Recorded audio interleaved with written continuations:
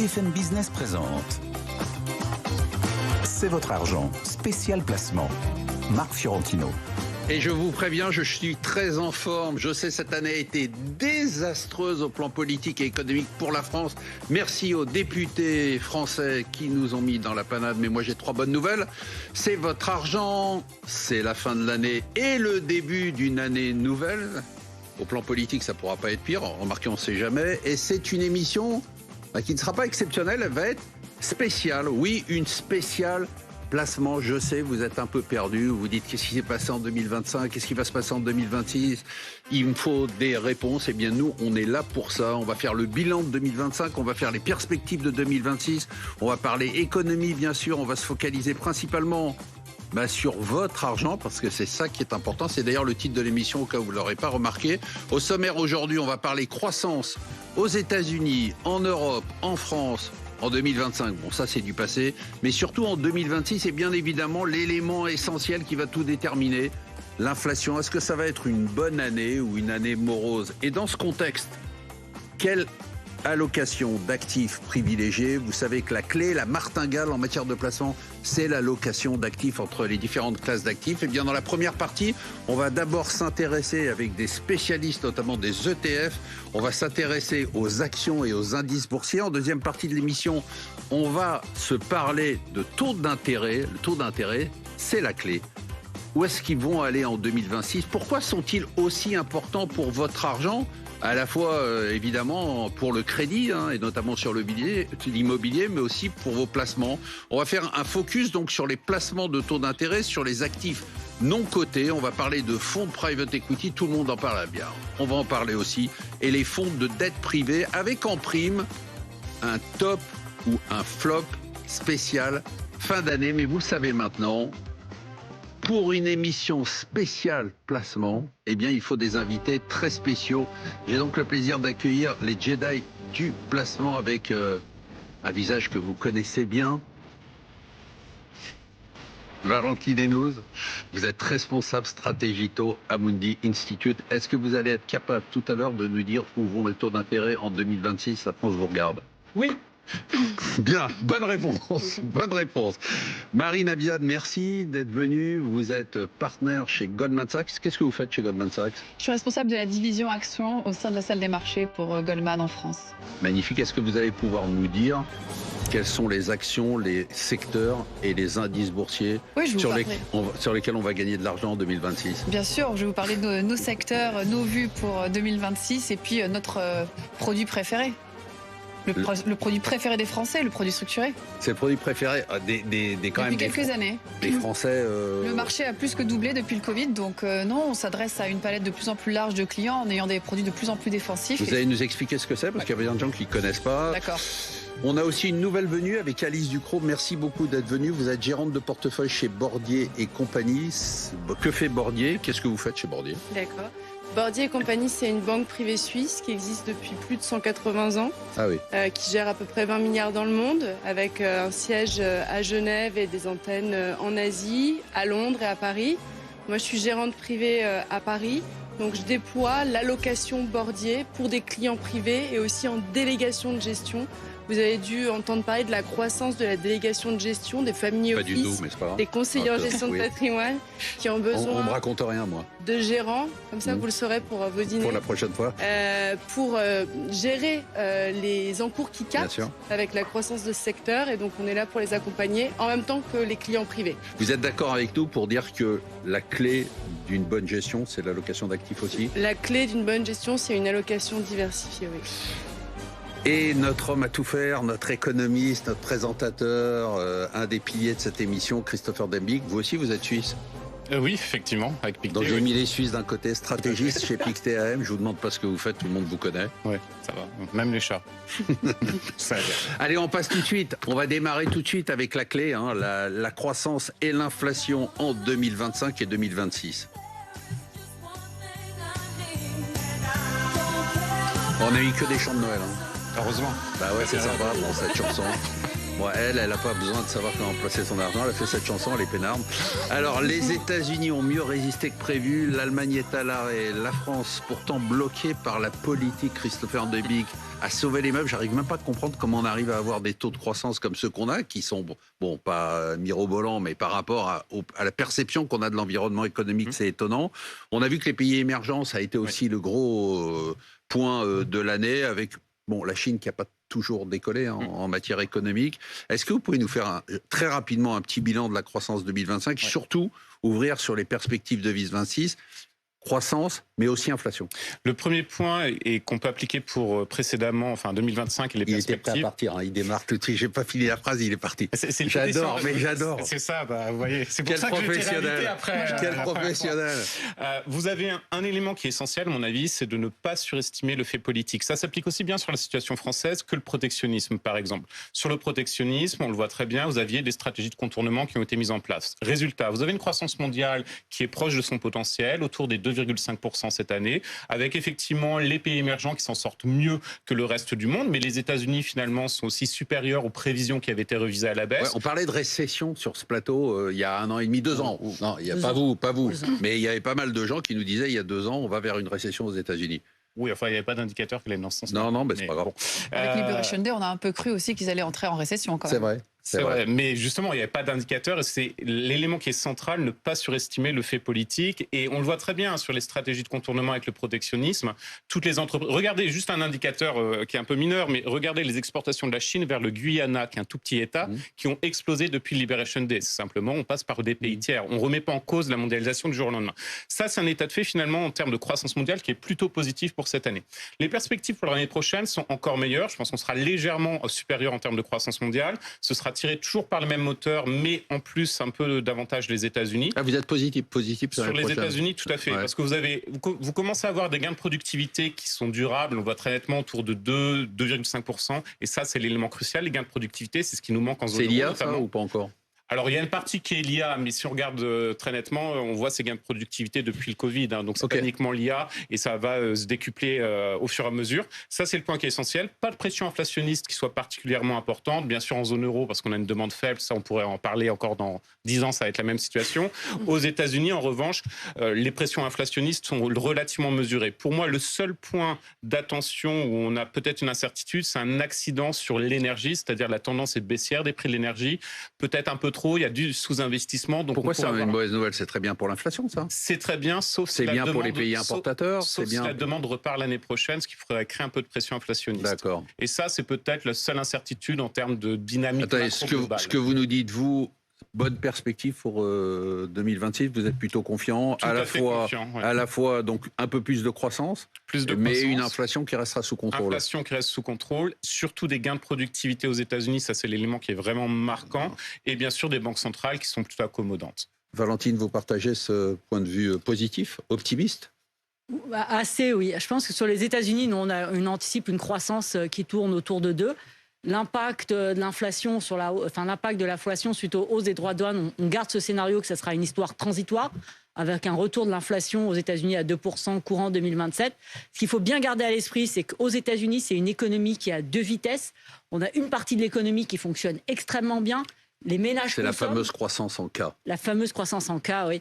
Donc on a les ménages à revenus élevés qui font l'essentiel de la consommation, qui bénéficient de l'effet richesse. Il n'y a pas de sujet de ce côté-là. On a les secteurs de la tech, de l'IA, où il y a des investissements qui sont conséquents et maintenant qui contribuent bon an, mal an pour la moitié de la croissance aux États-Unis. On a les conditions de financement qui restent très accommodantes pour toutes les entreprises qui ont accès au marché. Par contre, on a une partie de l'économie américaine qui est beaucoup plus en difficulté, les ménages à bas revenus. Si on regarde les défauts sur les cartes de crédit, on est sur des niveaux qui sont équivalents à ce qu'on a en récession. Le secteur manufacturier souffre également aux États-Unis. Donc on a toute cette partie. Et l'immobilier résidentiel aussi. Si on regarde les volumes de biens existants vendus, on est sur les niveaux qu'on avait pendant la crise de Lehman. Donc on a le secteur de l'immobilier résidentiel qui est à l'arrêt. Pour moi, ce qu'il faut pour les États-Unis l'année prochaine va être extrêmement sensible à ce qui va se passer sur les marchés actions. Donc si on a une correction sur le marché action, par cet effet richesse qu'on a eu, qui a poussé la croissance. Mais il y a des potentiels pour moi de surprise à la hausse sur l'économie américaine. Déjà, vous êtes les deux très positifs là-dessus. Il y a des par rapport à ce 2% de croissance, la stimulus fiscal, il y a quand même la Fed 60 milliards au premier semestre. Exactement. Et la Fed va baisser ses taux. Donc ça, faut surveiller l'impact des baisses de taux de la Fed sur les petites entreprises, parce que c'est avec une accélération prévue, on en parlera tout à l'heure peut-être, on regardera ça en deuxième partie. Après, on est dans une année électorale, il va y avoir un soutien budgétaire important. Les mi-termes, les élections de mi-mandat. Et après, on peut avoir l'immobilier résidentiel qui soit un tournant. Donc vous êtes d'accord avec Christopher, c'est-à-dire une bonne croissance et une inflation qui reste sous contrôle et une inflation sous contrôle et des potentielles surprises. Voilà, surtout des bonnes surprises. Mais on demande que ça, nous, des bonnes surprises. On en a pas. Bon, on a eu on a eu des bonnes surprises quand même. Comme disait Christopher, malgré un contexte économique désastreux, on a eu quand même des bonnes surprises. On va en parler tout à l'heure, tout de suite d'ailleurs, avec la bourse. La bourse, vous en parliez tout à l'heure, Marine, Liberation Day, ça a été un peu, on s'est dit que ça allait être une année terrible. On a eu des secousses en novembre sur les craintes de bulles de l'IA. Et puis, quand on regarde les performances de l'année 2025... DeepSeek en janvier aussi. DeepSeek en janvier. Et quand on regarde ça, on se dit, waouh, il ne s'est rien passé, quoi. En fait, il n'y a eu que des très bonnes nouvelles. Qu'est-ce qu'on attend pour 2026? Et aujourd'hui, est-ce que vous conseillez plutôt d'être prudent ou au contraire un peu offensif? Et puis, est-ce qu'il y a des secteurs que vous privilégiez? Et puis après, vous reviendrez sur les produits structurés qui sont très utilisés en ce moment. Alors, 2025, ça avait commencé vraiment sous le signe de l'exceptionnalisme américain. Et donc, on n'avait qu'un seul mot à la bouche, c'était la concentration. L'euro-dollar était à la parité. Et finalement, l'année 2025, elle s'achève avec un mot d'ordre, c'est diversification.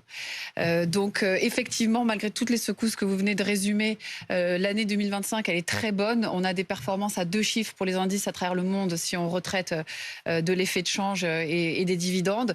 Donc, c'est assez impressionnant. Après, les marchés, ils ont quand même bien été aidés par les politique monétaire ultra accommodante des banques centrales. On a eu 4 baisses de taux au premier semestre de la BCE. La Fed a repris un cycle baissier et a terminé la réduction de son bilan, donc le quantitative tightening. Et on a assisté à 300 baisses de taux au cours des 2 dernières années de banques centrales dans le monde. C'est quand même hallucinant. Pour se donner un ordre d'idée, c'est ce qu'on a connu en 2008-2009. Alors qu'on était en pleine crise et qu'il fallait relancer la machine. Exactement. Donc 2026, la diversification, ça reste pour nous la boussole. Les secteurs qu'on aime, c'est la grosse aux États-Unis, la croissance aux États-Unis et la value en Europe. La grosse aux États-Unis portée par l'intelligence artificielle et la baisse des taux d'intérêt. Pour nous, l'intelligence artificielle, elle se joue en 3 étapes. La première, c'était les puces, c'était Nvidia dont la capitale boursière aujourd'hui est supérieure à la capitale boursière de toute l'Europe. En deuxième, c'était les infrastructures. Ces étapes, elles se poursuivent, mais la 3e étape qui est en route et qu'on n'a pas encore vue, qui va être la plus productrice, la plus riche en rendement, c'est en fait les gains de productivité, les gains de coût du travail dans les entreprises. Donc là, vous rejoignez ce que dit Christopher. Donc pour une fois, il a dit un truc qui peut être juste. Complètement. Et puis si ça vous intéresse, nous, on ne pense pas vraiment qu'on est dans une bulle. Il faut évidemment rester prudent. Mais oui, les valorisations sont mais ça élevées. M'intéresse, Marie. Mais les boîtes dégagent des profits hallucinants. Elles sont ultra rentables. Donc les valos, 27 fois des 7 magnifiques, c'est la moitié des valos dans les années 2000 pendant la bulle Internet. Et les rendements, 25% de RE, c'est 5 points de plus qu'en 2000. Donc si la croissance des bénéfices par action tient et que la Fed reste accommodante, on n'est pas inquiet. C'est des boîtes qui ont des bilans hyper simples. Pour l'instant, elles sont peu endettées. Mais diversification quand même. Mais diversification. Et donc, l'autre grand thème, c'est la value. La value en Europe. Le triptyque gagnant, c'est les banques qui ont déjà pris 50% en 2025 et dont on pense que les valorisations restent attractives. Elles bénéficient de la pontification des taux d'intérêt. C'est les utilities avec le thème de l'électrification, la modernisation de notre réseau. On en a pas mal parlé dans l'émission. Les data centers, mais aussi la transition énergétique, les véhicules électriques. Et puis, évidemment, la défense, le gros revirement pour l'Europe, c'est l'Allemagne qui est prête à faire de la relance budgétaire et il faut augmenter les budgets à travers l'Europe. L'Europe, elle sort quand même là de 3 chocs. Le premier choc, c'est un choc sécuritaire avec, en gros, Poutine qui nous a fait comprendre que la paix n'était pas une garantie. La deuxième, c'est la discipline budgétaire avec Mario Draghi qui nous a dit en substance « we are broke », il faut un peu plus de discipline budgétaire. Et la troisième, c'est notre autonomie stratégique avec Trump qui nous a dit « you're on your own », vous devez vous défendre et vous retrousser les manches vous-même en Europe. You're on your own, c'était plutôt démerdez-vous, mais vous avez pas osé le dire. Vous êtes sur sa même ligne, Alice, vous êtes positive parce que là j'entends beaucoup de... un tout petit peu plus nuancé. On est côté suisse là. Et donc du coup on se positionne avec des idées qui sont peut-être un petit peu plus granulaires sur les secteurs. On a parlé, et donc tout le monde en parle, de l'intelligence artificielle. En fait, et on parle d'une bulle. Il y a effectivement une croissance très forte qui est alimentée par des annonces d'investissement qui sont colossales. Et là-dedans, en fait, ce qu'il faut regarder, ce que nous, on va regarder en tant que stock picker, parce que je défends aussi ce côté stock picking, c'est qu'au sein d'un secteur, il y a vraiment des distorsions de performance d'une boîte et d'un sous-secteur à l'autre. Et je vais vous donner un exemple. Par exemple, les hyperscalers, donc les entreprises qui installent les unités de production pour les data centers, ou le hardware type ASML, TSMC, qui sont vraiment en amont de la chaîne et qui sont en fait les équipementiers de cette croissance, très bonne performance. En revanche, ce qu'il faut bien avoir en tête, et on le voit aussi avec la vol de Nvidia qui est incontournable, mais il y a un potentiel de disruption, premièrement. Aujourd'hui, les gagnants ne seront peut-être pas les gagnants dans un an. Il pourrait y avoir des innovations. On est dans un modèle qui croît très vite, qui pourrait disrupter, même si aujourd'hui, les plus grosses entreprises ont une force parce qu'elles contrôlent une partie des datas.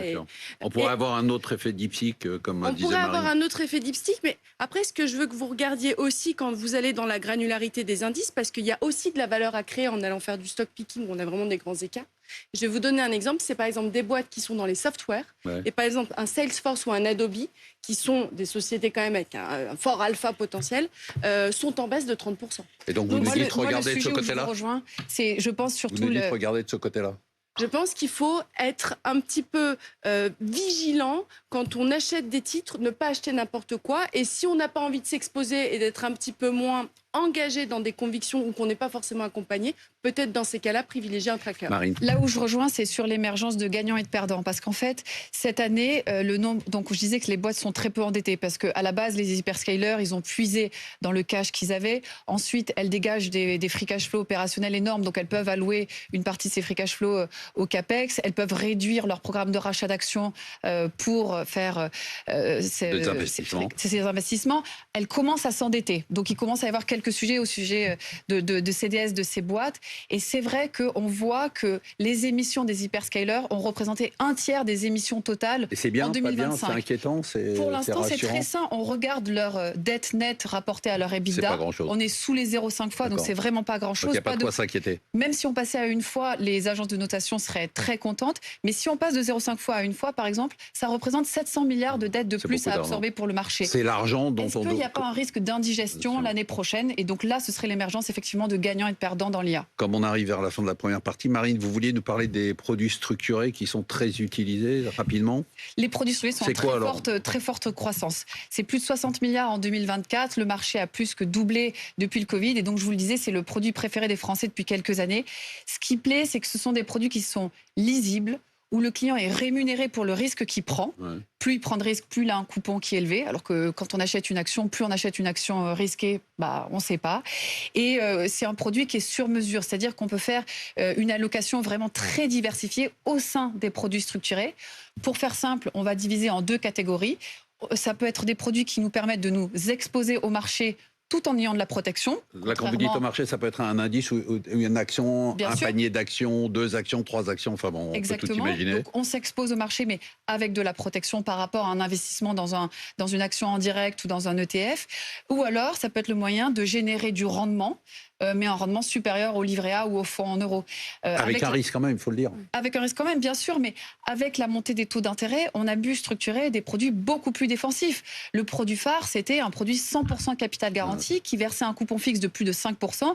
Là, je peux vous dire qu'on touche une population beaucoup plus large. Et là, je rajoute, pour les gens qui nous écoutent, qu'il y a certains de ces produits qui sont accessibles dans l'assurance vie, dans les PER. C'est pas simplement à partir de 1 million d'euros pour... Non, tout à fait. Nous, chez Goldman Sachs, donc on est un des leaders du marché français sur les produits structurés. On fait des produits à partir de 100 000 euros. Mais dans l'assurance vie, on peut l'avoir. Les produits structurés, ça représente plus de 20% de la collecte en assurance vie. Sur les 60 milliards, il y en a 45 qui sont faits en assurance vie. Chez Bordy, vous en faites aussi, j'imagine. On peut proposer des produits structurés sous des conditions. Après, je voudrais juste aussi revenir à la genèse de cette discussion. Et on a parlé Revenez à la genèse. De la diversification.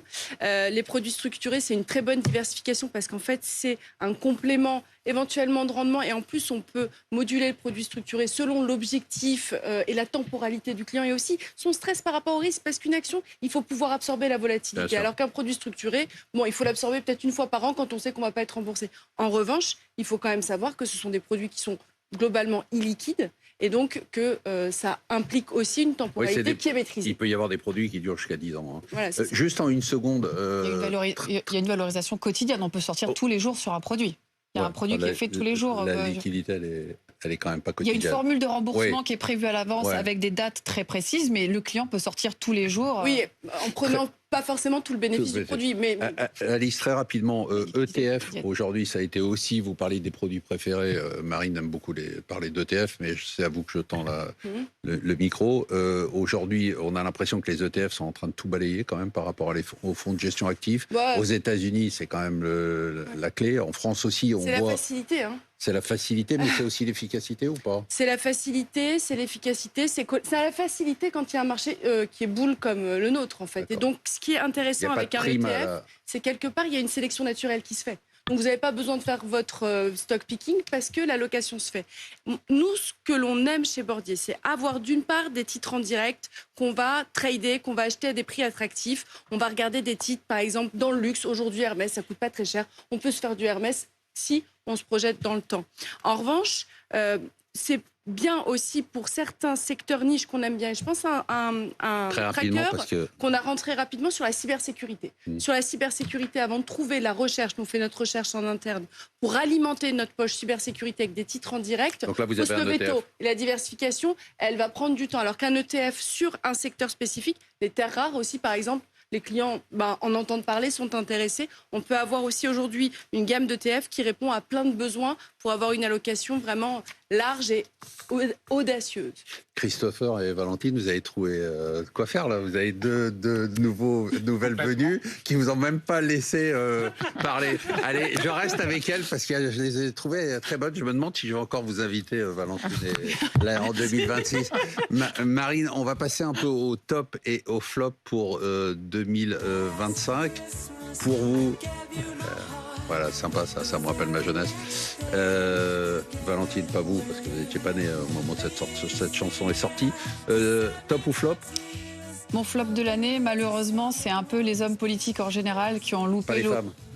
Pas les femmes politiques, que les hommes. Non, que les hommes. D'accord. Non, pas du tout. Je pourrais vous citer quelques noms. Les hommes et les femmes politiques en général qui ont manqué une occasion de stabiliser la trajectoire française.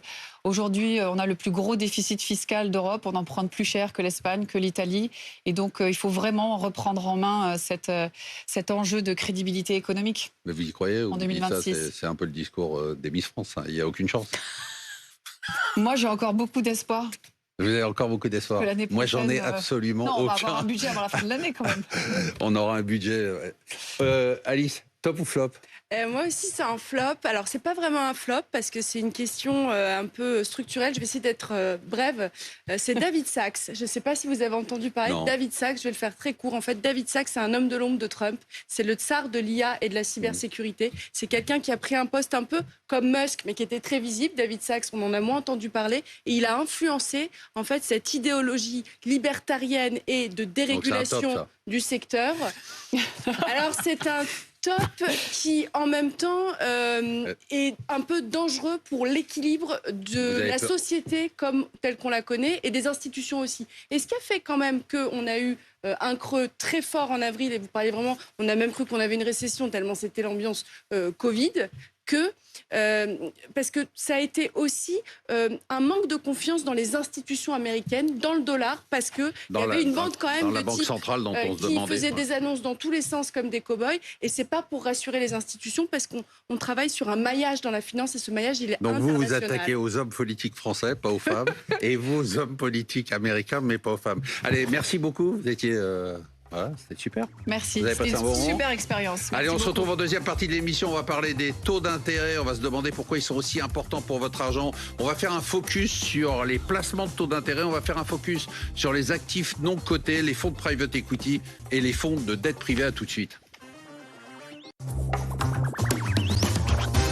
BFM Business présente C'est votre argent, spécial placement. Marc Fiorentino. Absolument, une spéciale placement avec un bilan 2025. Mais là, on passe rapidement parce qu'on s'en fout un peu de 2025 puisque c'est passé. Mais on va surtout parler de 2026. On a parlé croissance, on a parlé inflation, on a parlé bourse. J'ai trouvé ça passionnant. On a parlé produits structurés, c'était très intéressant. On a parlé ETF, on a parlé fonds. Avec une ambiance générale, je veux dire, qui m'a pas mal surpris en première partie, qui était plutôt positive sur l'économie, sur l'inflation, sur la bourse. Bon, bah tout va bien, tant mieux. Là, on va plutôt parler taux d'intérêt, parce que les taux d'intérêt, c'est évidemment déterminant pour vos placements, pour votre immobilier, pour les placements taux d'intérêt, évidemment, mais aussi pour la bourse et tous les types de placements. Et puis, on va s'attacher à parler un tout petit peu de ce qui est devenu un peu... accessible maintenant presque à tout le monde, à travers l'assurance vie, à travers les PER, c'est ce qu'on appelle le private equity ou les private assets, on met de la dette privée dedans, des fonds de private equity. Évidemment pour une émission spéciale, parce que vous avez bien compris que c'était une émission spéciale, vous avez vu rien que le plateau qu'on a, c'est incroyable, moi je suis très ému. Il nous faut des Jedi, mais des Jedi du placement. Alors, j'ai demandé à Valentine Hénouz, responsable stratégie taux chez Amundi Institute, de rester avec nous. Parce que, évidemment, quand on parle de taux d'intérêt, on pense Valentine. Nous avons avec nous, qui nous a rejoint, Christophe Deldic. Christophe Deldic, vous êtes président de Turenne Group. Bonjour Marc. Turenne Group, c'est quoi ? Turenne Group, c'est une société de gestion leader dans le capital investissement, dans le positionnement du small cap, donc sur les entreprises qui valent moins de 75 millions d'euros, donc les PME et les petites ETI. On gère à peu près 2 milliards d'euros qui sont aujourd'hui investis dans un peu plus de 300 entreprises en France, des startups. Donc vous gérez des fonds, et ces fonds, donc gérez des fonds pour des particuliers, des institutionnels et des particuliers, on va en parler. Et là, et vous investissez dans, des PME. Ces fonds investis dans un peu plus de 300 entreprises donc en PME, ETI. PME et petites ETI. Voilà. J'ai le plaisir de recevoir Estelle Delat. Estelle, vous êtes présidente et cofondatrice de Private Corner. Merci d'être venue d'abord. Merci. Private Corner, ça fait quoi ? Private Corner, c'est une société de gestion que j'ai cofondée en 2020 et qui a pour but de permettre aux particuliers d'investir au travers son conseiller en gestion de patrimoine, family office, banque privée, dans des actifs non cotés qui étaient jusqu'à présent accessibles à partir de plusieurs millions d'euros et qu'on vient rendre accessibles au travers de la souscription à nos fonds à partir de 100 000 euros. Et ensuite, nos fonds investissent dans ces fonds eux-mêmes qui financent l'économie réelle au travers de sociétés en direct. C'est incroyable, ça tombe bien, c'est justement le sujet de cette partie. Ça a été bien préparé.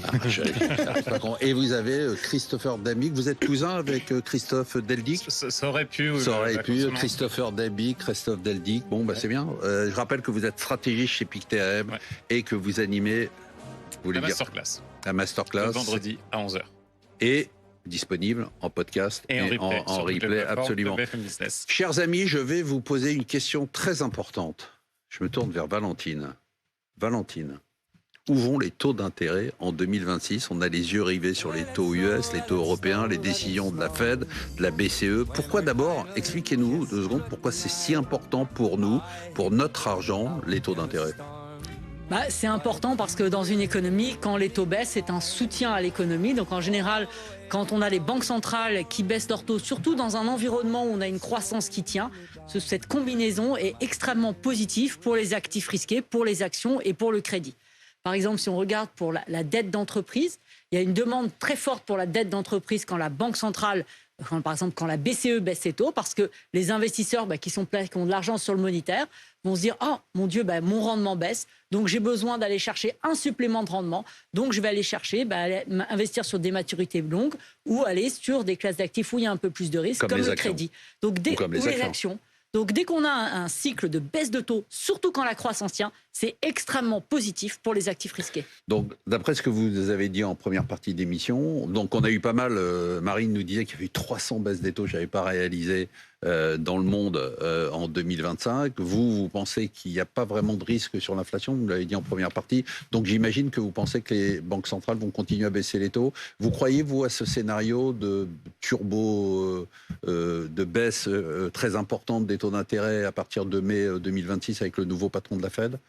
Alors, on a aux États-Unis une croissance qui tient et on a une Fed, pour moi, qui va baisser ses taux. Mais c'est déjà quand même bien anticipé par le marché. Et surtout, si avec le nouveau board de la Fed, on va continuer, pour moi, d'avoir une Fed qui va rester dovish, qui va baisser ses taux. L'inflation n'est pas un sujet. Pour l'instant, ils sont beaucoup plus inquiets sur la dynamique sur l'emploi.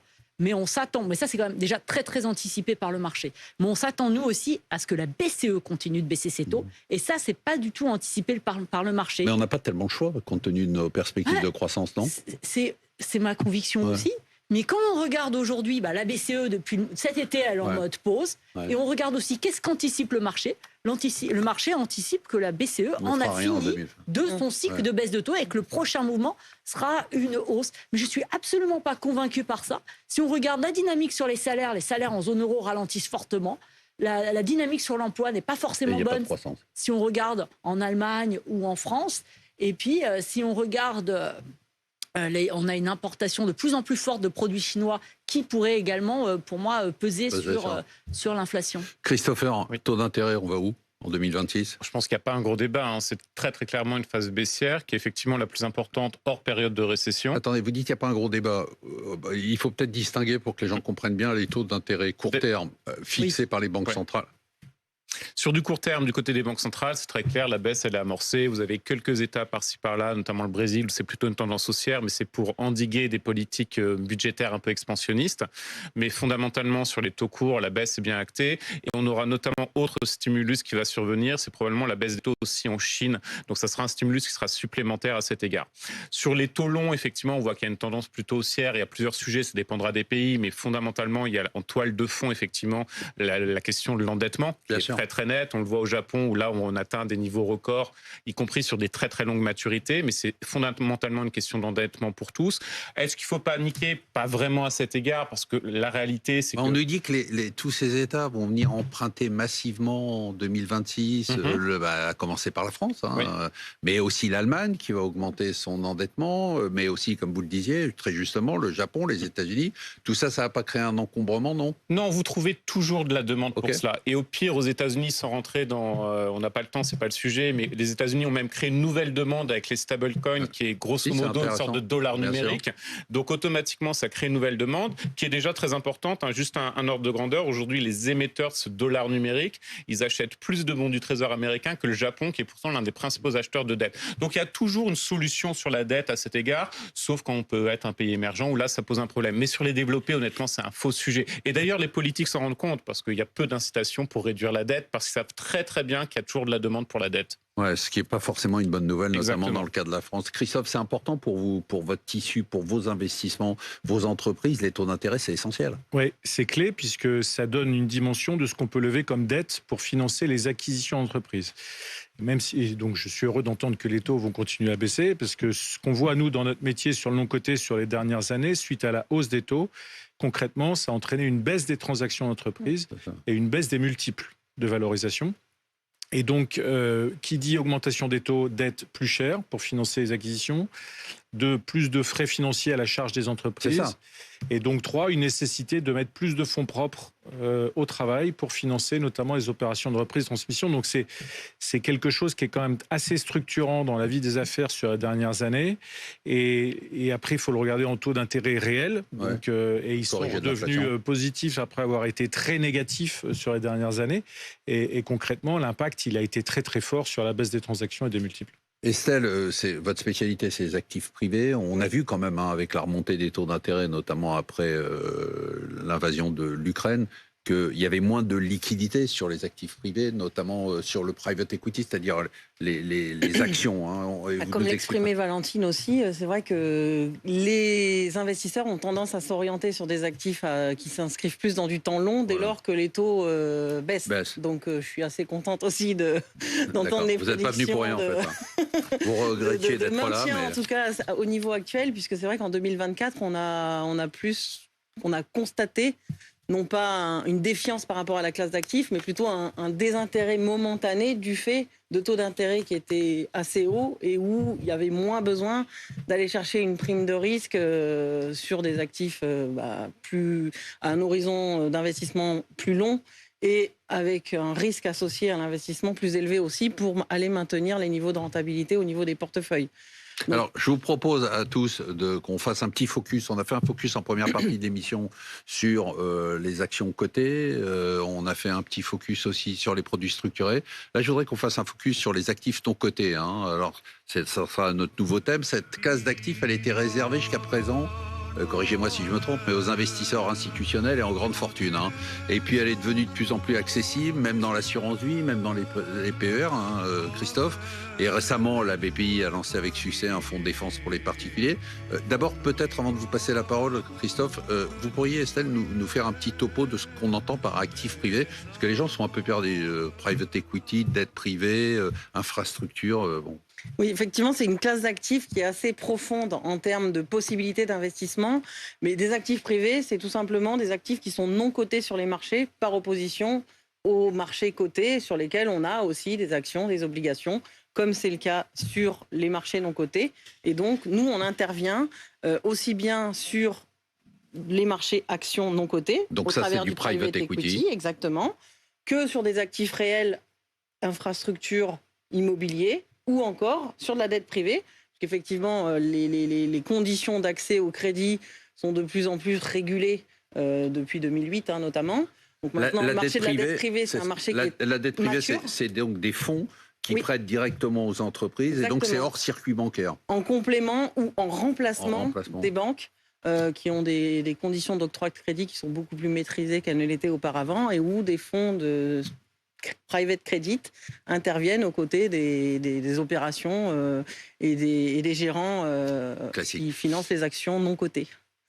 Christophe, à l'intérieur même du private equity, il y a encore des catégories de produits. C'est pas tout à fait la même chose. Vous faites, il y a des gens qui font du LBO, il y a des gens qui font du capital risque. Vous nous expliquez en 2 mots et où est-ce que vous vous situez vous là-dedans? Alors très rapidement, oui, on va du capital innovation. Comment accompagner le financement d'une nouvelle entreprise innovante, donc les startups qui ont besoin de fonds propres parce qu'elles n'ont pas accès au marché bancaire, puisque c'est des sociétés qui consomment du cash, elles ne génèrent pas de cash flow, jusqu'à capital développement. Donc là, je génère du cash, mais je construis un nouvel outil industriel où je fais une acquisition. Je finance une croissance externe, donc j'ai besoin de fonds propres parce que je ne peux pas tout faire avec de la dette, jusqu'au capital transmission. Okay. Donc là, je cède des titres et jusqu'à maintenant, soit je vendais mon société à un concurrent, soit j'allais en bourse. La classe d'actifs non cotés donne aussi la possibilité de vendre une minorité du capital jusqu'à la majorité du capital à un opérateur qui est un fonds d'investissement dans une société non cotée. Alors vous proposez quoi ? Aux particuliers, aux institutionnels, j'ai bien entendu, mais aussi aux particuliers. En fait, on démocratise. La tendance récente, c'est la démocratisation, de proposer maintenant aux particuliers ce qui était réservé, en effet, aux institutionnels ou à la clientèle haut de gamme sur des tickets supérieurs à 100 000 euros. Donc, ce qu'on propose, nous, notamment, parce on est présent dans 8 villes en France et on gère des fonds régionaux. Donc, on va plutôt aller dans le monde microéconomique national pour aller donner l'opportunité à des particuliers sur des tickets jusqu'à 100 000 euros d'investir. Jusqu'à 100 000 euros. 1 000 euros, plutôt, à partir de 1 000 euros. À partir de 1 000 euros, d'accord. À partir de 1 000 euros, d'investir dans un fonds qui va, en promesse, investir dans le territoire, là où il y a le souscripteur. D'accord, donc c'est l'idée d'investir... oui, on a défini ce qu'on appelle l'épargne circulaire, donc proposer aux habitants d'un territoire de financer des entreprises de leur territoire, que ce soit sur l'innovation, le développement, la transmission, Et si ces investissements sont performants, ça vient rémunérer l'épargnant du territoire. Et donc là, par exemple, moi, particulier, si j'ai envie de rentrer sur ce type d'actif, chez vous ou ailleurs,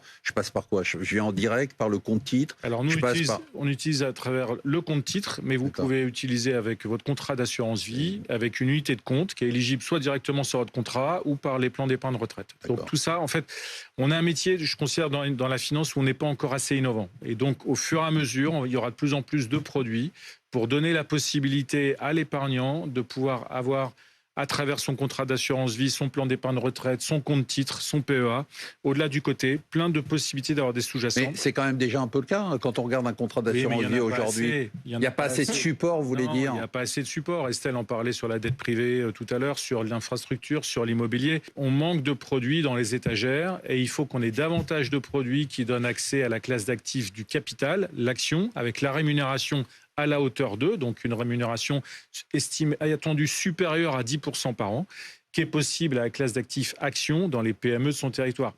C'est un sous-jacent qui est lisible pour l'épargnant par rapport à des ETF ou d'autres produits où il ne voit pas bien ce qu'il y a derrière. Là, quand il dit qu'il peut accompagner le financement d'une PME de son coin, c'est très visible. Et deux, il y a la performance attendue quand c'est géré par des professionnels. C'est quoi le type de performance qu'on peut attendre pour un particulier sur cette case d'actifs, en sachant très bien que c'est un placement risqué, que la performance passée n'a pas d'indication. Mais c'est quoi la catégorie? On espère quoi? Du 5, du 10, du 15? On va attendre au minimum du 8%. Enfin, voilà. Et donc, jusqu'à 10 ou 12 ou un peu plus, en fonction de la taille des fonds et des performances dans les sous-jacents, en contrepartie d'une durée des immobilisations des fonds qui est en moyenne de 5 ans. Donc c'est là où on dit non coté, c'est qu'on n'est pas liquide au quotidien. Donc, mais si vous bloquez vos capitaux pendant 5 ans, vous pouvez escompter un rendement d'au moins 8% par an. Estelle, votre job, que vous faites avec talent d'ailleurs, c'est de sélectionner les meilleurs gérants. Comment on sélectionne les meilleurs gérants? Vous vous rendez bien compte qu'un particulier, lui, je veux dire, il n'a pas accès à toute l'information que vous avez. Qu'est-ce que vous donneriez comme conseil à des gens qui nous écoutent pour déterminer? Parce que bon, à la limite, ils veulent un ETF Nasdaq, ils veulent un fonds sur la France. Bon, ça y est, on commence à connaître les noms ou pas des intervenants. Là, c'est quoi? Comment on fait en fait? Alors nous, ce qu'il faut comprendre, c'est que Private Corner, on est vraiment la courroie de transmission entre deux mondes qui sont assez étanches encore aujourd'hui l'un de l'autre. Celui des professionnels de la gestion de patrimoine et de fortune et celui des professionnels de l'investissement. Et donc, on se fait vraiment la courroie de transmission entre ces deux mondes avec une approche intermédiaire. C'est ça le premier conseil que je donnerais, c'est de pas y aller se faire accompagner parce que c'est vraiment un métier d'artisan. Et on considère vraiment nos clients que sont justement les professionnels de la gestion de patrimoine et de fortune comme des médecins de famille du patrimoine. Donc, c'est évidemment, on alloue au non-coté que la poche de son épargne qui n'est pas de l'épargne de précaution et qui est de l'épargne à long terme, je dirais plutôt 8-10 ans. Oui, c'est ça, parce qu'il y a des fonds de LBO, on y est encore au bout de 12 ans. Il faut avoir ce sujet-là en tête. Et dès lors qu'on est à l'aise avec ces principes, finalement, le temps, c'est plus un allié qu'un frein à aller sur cette classe d'actifs. Et ensuite, c'est vrai que la classe d'actifs, elle est tellement profonde dans ce à quoi on peut aller l'allouer qu'il faut, en concertation avec son conseiller, justement, aller décider de la quote-part de son épargne actuelle, parce qu'il y a aussi une logique de stock et de flux. Oui, bien sûr. Puisque les portefeuilles, on va les construire dans la durée. Bien sûr. Donc, à un instant T, il y a un stock. On va décider de la louer sur du private equity, sur de l'infrastructure, sur de la dette privée, avec une approche cœur et une approche satellite. En tout cas, c'est comme ça que nous, on a construit la gamme chez Private Corner pour avoir une approche la plus équilibrée en termes de risque-rendement et qui vient correspondre le mieux possible au cas spécifique de chacun des clients de nos distributeurs. Et après, justement, dans le private equity, vous avez du primaire, du secondaire, du co-invest. Alors, on ne va pas rentrer dans tous ces détails-là. Un tas de choses. Mais justement, c'est intéressant, et je poserai la question aussi à Christophe. Je commence par vous, Christophe. Justement, en pourcentage d'une allocation dans un portefeuille équilibré, aujourd'hui, vous diriez qu'on devrait tendre vers combien d'actifs non cotés, et à l'intérieur de cet actif non coté, quelle répartition? Est-ce qu'il y a une sorte de cible? Par exemple, que font les high net worth, les grandes fortunes? On conseille naturellement, généralement, 5%. Moi, je pense que dans la tendance de taux, surtout si elle est baissière, de monter à 10-15% sur une classe d'actifs non cotés. Et à l'intérieur de ça, pour le high net worth, c'est loin d'être déraisonnable, puisque c'est la classe d'actifs qui est quand même la plus performante. Donc, Et à l'intérieur de ça, vous dites quoi? La moitié, un tiers entre l'infrastructure, l'equity, enfin le private equity et la dette privée ou... Moi, aujourd'hui, j'irais plus sur le pur equity que la dette privée, parce que je pense qu'il y a eu beaucoup de fonds en dette privée qui ont pris des positions... parce que la dette privée, c'est de la dette in fine. On rembourse à la fin. Ce n'est pas une dette amortissable comme le font les banquiers, de manière traditionnelle. Donc, il y a quand même du risque. Bon, c'est appelé aux investisseurs parce qu'on verse un coupon chaque année qui est le taux d'intérêt. Donc, on considère vous dites un peu plus d'equity, un peu d'infrastructure et peut-être un peu moins de dette privée. Je mettrai une majeure en equity. Ensuite, je mettrai un peu d'infra et la dette privée pour avoir cette notion de coupon. Estelle, c'est quoi, votre allocation au cible? Vous diriez à des gens qui nous écoutent, il faut avoir combien, quoi, 15? Nous, ce qu'on fait, c'est que justement, on va proposer une stratégie, un fonds private corner. L'idée ensuite, c'est de laisser faire l'artisan dans la construction de portefeuille. Mais vous diriez quelle pourcentage de... Tout dépend de son appétit au risque. Pour un portefeuille équilibré. On a plusieurs... Vous voulez pas vous mouiller, quoi. Si, je veux mouiller. Un portefeuille équilibré. Dans du private equity, typiquement, un chiffre. On peut aller... moi, j'aurais plutôt tendance à faire effectivement 75% entre du private equity et de l'infra. Et 25% sur de la dette privée. Et l'ensemble de tout ça représente combien d'un portefeuille équilibré? Pas le bon exemple, parce que je tends plutôt vers un maximum de mon épargne sur mon côté, mais c'est vrai que nos distributeurs, selon le profil de risque de leurs clients, ont plutôt tendance à allouer entre 10 et 30%, selon la surface financière aussi. Après, ce à quoi il faut faire attention absolument, et c'est aussi pour ça qu'on est là, c'est les gérants auxquels on permet d'accéder par le biais de nos fonds, parce que justement l'écosystème du private equity, quand on a dit private, ça veut dire que les données ne sont pas publiques, il est très hétérogène. Donc il faut avoir cette faculté... C'est votre job, ça. Tout à fait. À aller trouver les bons points d'entrée auprès des bonnes équipes de gestion, parce que selon d'une équipe à une autre, vous n'avez pas la même rigueur dans l'investissement, vous n'avez pas le même accès au deal flow. Les nouveaux venus ne veulent pas lâcher le micro. Juste, je vous interromps. Valentine, j'en profite qu'on vous a là. Aujourd'hui, la poche obligation dans une allocation globale, qu'est-ce que vous diriez sur 2026? Il faut continuer à se mettre sur des fonds, par exemple, à échéance, des fonds datés, des fonds obligataires? Exactement, oui. Il faut continuer. Les fonds à échéance, les fonds datés sur des entreprises bien notées, bien notées investment grade. Mais aussi, ce qui est extrêmement intéressant aujourd'hui, c'est les entreprises un peu moins bien notées, les entreprises dites du high yield, sur des maturités à plus court terme. Je trouve que c'est aussi une excellente idée. Qu'est-ce que vous appelez maturité à plus court terme, très rapidement? On est sur du 2-3 ans. Du 3 ans, et je trouve que soit on va sur du 5 ans, sur des bien notés. Exactement. Ou soit on va sur du plus court, mais sur du plus risqué, où on a aussi des fonds comme ça qui ont des rendements extrêmement intéressants. Comme vous avez été très lent et très long, on va passer tout de suite au top ou flop de l'année 2026 ou 2025 d'ailleurs. Christopher Dembicq, c'est quoi pour vous, top ou flop? Top, j'aime bien les idéologues, donc Stéphane Miran, qui est ancien économiste de Donald Trump, il a rejoint récemment la Réserve fédérale. Alors certes, il est très polémique parce qu'il a un biais idéologique, il est en faveur de baisse de taux d'intérêt très massive, etc., d'un dollar très faible. Mais l'avantage, c'est que les idéologues américains, à l'inverse des économistes et idéologues français, ils sont loin d'être sectaires. Donc c'est assez intéressant d'échanger avec lui. Il était à Bruxelles en septembre et j'ai eu l'occasion de le rencontrer. Donc effectivement, quelqu'un d'intéressant et qui va avoir son empreinte sur la Réserve fédérale dans les années à venir. Estelle? Oui. Top ou flop?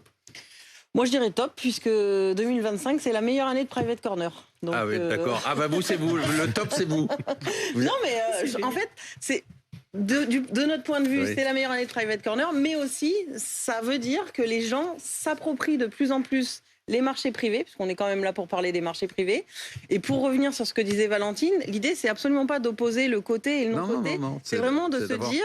qu'on est dans une logique disait en première partie, la clé, c'est la diversification. De diversification, exactement. Absolument. Et donc, de se dire, aujourd'hui, il y a quand même près de 90% des sociétés à l'échelle mondiale qui sont non-cotées, et que si on n'investit pas dans le non-coté, on se prive de toute la création de valeur qui est faite en amont de la cotation des sociétés sur les marchés.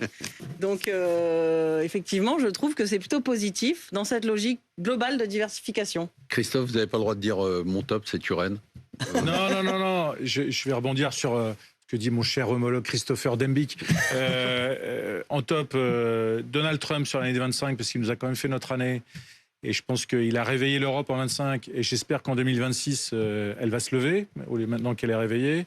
Et après, peut-être un chiffre fou sur l'année 2025 qu'on vient d'entendre sur ces dernières semaines. Il y a 370 000 entreprises en France à transmettre de manière urgente, dont 58 000 PME et 1200 ETI. C'est la grande Donc ça fait 60 000 entreprises qui emploient plus de 10 salariés chacune. Je mets juste ce parallèle avec ce chiffre. Il n'y a que 8 000 entreprises qui ont ouvert leur capital. Il y en a 60 000 à céder. Voilà. Donc vous avez du boulot. Valentine, top ou flop? Moi, mon flop, c'est la hausse de la prime de terme. C'est-à-dire qu'aujourd'hui, sur l'année 2025, les investisseurs, maintenant, ils exigent plus de rendement pour aller se positionner sur les parties longues des courbes de taux. Ça veut dire que quand ils doivent acheter de la dette des États sur des maturités très longues, ils disent « nous, on veut plus de rendement ». Et dans parce que les États ont maintenant des besoins de financement qui sont explosifs et qui vont rester très élevés au cours des prochaines années. Vieillissement de la population, besoin de financement sur la défense. Et aussi, on a la guerre sur la tech entre la Chine et les États-Unis. C'est clairement un flop parce que ça va tendre. C'est clairement un flop parce que ces pressions qu'on a sur les taux longs vont rester. Mais c'est le top pour la dette d'entreprise parce que maintenant, si on regarde les entreprises bien notées, très bien notées, elles empruntent même moins cher que les États. Elles empruntent même moins cher et c'est maintenant la référence pour la dette sans risque. Merci à tous. Mais qu'est-ce qu'ils parlent? Mais alors là, surtout les nouveaux là, je fais plus venir de nouveaux.